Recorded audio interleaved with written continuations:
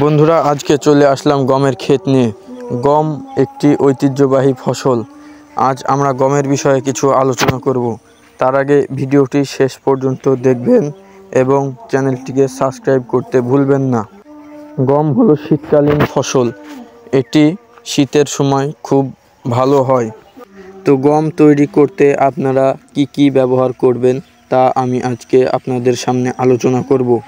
প্রথমত, গমের বিচি ছিটানোর 7 দিন পর সেচ এবং সার ব্যবহার করতে হবে।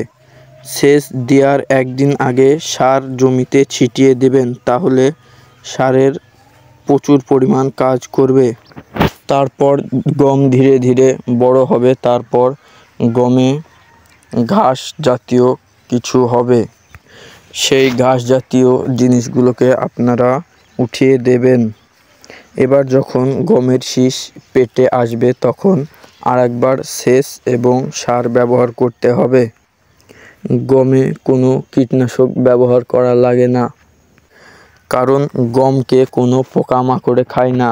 গমকে ইঁদুরে গমের শিকড় কেটে ফেলে, তার জন্য ইঁদুর মারা বিষ ব্যবহার করতে হয়। সেচ এবং সার ব্যবহার করার পর গম আস্তে আস্তে লাল হতে থাকবে, তখন গমটি পেকে যাবে। তারপর আপনারা গমগুলোকে সুন্দরভাবে কেটে শুকাতে দেবেন।